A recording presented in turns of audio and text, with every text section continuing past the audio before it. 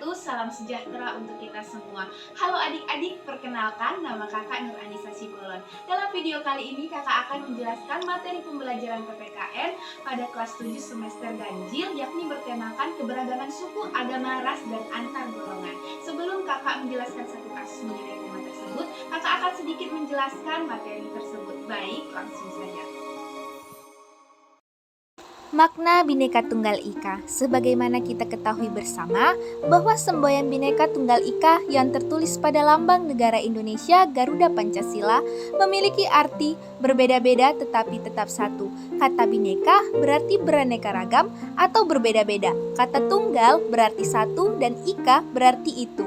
Semboyan ini menggambarkan persatuan dan kesatuan bangsa Indonesia yang memiliki keberagaman suku bangsa, budaya, bahasa daerah, agama, dan kepercayaan, ras maupun antar golongan. Baik adik-adik sekalian, setelah kakak menjelaskan materi, selanjutnya kakak akan memberikan satu contoh kasus mengenai konflik antar golongan. Kasus Sampit.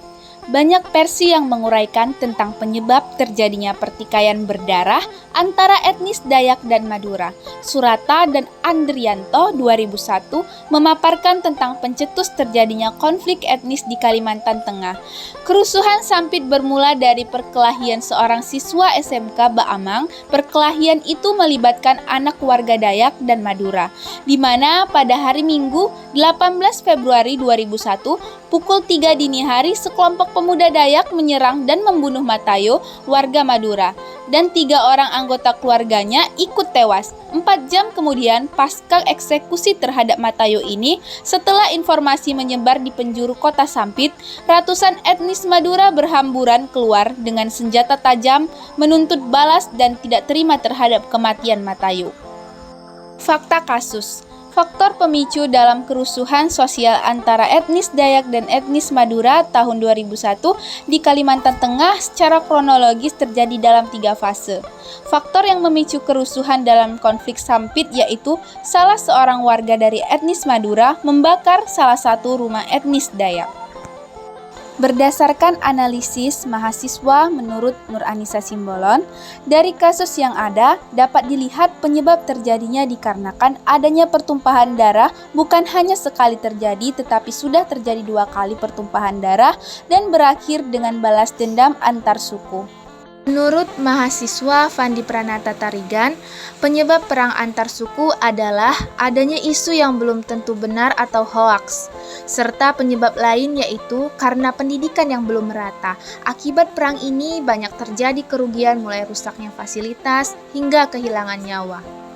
Menurut mahasiswa Nopia Adeliana Panjaitan, orang Madura dianggap tidak mau memahami budaya orang Dayak sehingga tidak sesuai dengan peribahasa di mana langit dijunjung, di situ bumi dipijak.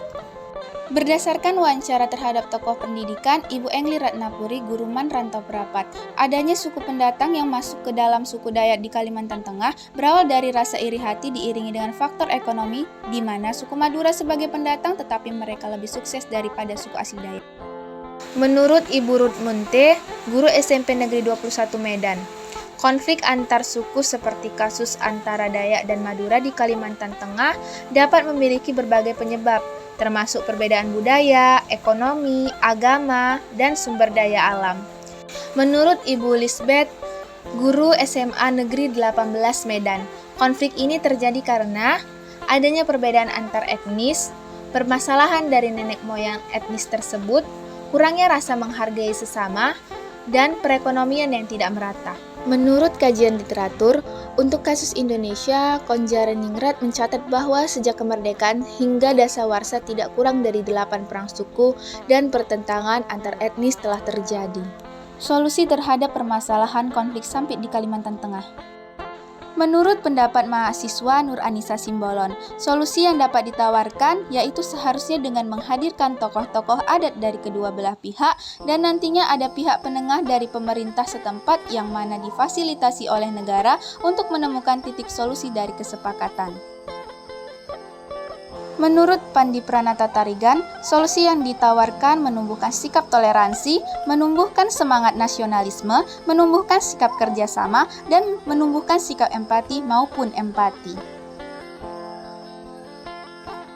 Menurut Novia Adeliana Panjaitan, solusi yang dapat ditawarkan setelah pemerintah meningkatkan keamanan, mengevakuasi warga, dan menangkap sejumlah provokator, akhir dari konflik tersebut adalah dibuat kesepakatan berupa perjanjian damai antara warga Dayak dan Madura. Solusi yang ditawarkan oleh ahli pendidikan, Ibu Engli Ratnapuri, Guruman Rantau Perapat. Konflik Sampit sendiri mulai mereda setelah pemerintah meningkatkan keamanan, mengevakuasi warga, dan menangkap sejumlah provokator. Menurut Ibu Ruth Munte, guru SMP Negeri 21 Medan, solusi yang dapat ditawarkan pendidikan dan kesadaran. Meningkatkan pendidikan dan kesadaran tentang keragaman budaya serta pentingnya toleransi dan kerjasama antara suku. Keamanan, memastikan keamanan dan perlindungan bagi komunitas yang terlibat dalam konflik. Menurut Ibu Lisbeth, guru SMA Negeri 18 Medan, solusi untuk mengatasi konflik tersebut yaitu mengevakuasi warga, terus meningkatkan keamanan, mengadakan rehabilitasi mental, dan menangkap para provokator yang menjadi sumber penyebab konflik. Menurut kajian literatur, solusi yang dapat ditawarkan dengan negara mesti membantu warga etnis Madura untuk mendapatkan kembali hak milik mereka berupa aset ekonomi terutama yang berupa tanah serta rumah tempat tinggal, dan juga memberikan kompensasi terhadap etnik Dayak untuk menjadi tuan di tanah nenek moyangnya sendiri. Mereka harus diberdayakan dari berbagai aspek kehidupan, serta siapapun yang diindikasikan kuat sebagai aktor-aktor intelektual di balik kerusuhan di Kalimantan Tengah, baik dari kalangan etnis Dayak maupun Madura, harus ditangkap dan dibawa ke pengadilan. Supremasi hukum harus ditegakkan atas mereka. Baik adik-adik sekalian, demikianlah video pembelajaran mengenai keberagaman suku, agama, ras, dan antar golongan dalam Bingkai Bhinneka Tunggal Ika. Mudah-mudahan dengan adanya video pembelajaran ini dapat menambah pengetahuan serta wawasan kepada adik-adik sekalian. Untuk itu, kakak mengucapkan terima kasih kepada adik-adik sekalian. Demikian, jika terdapat kesalahan, kakak memohon maaf.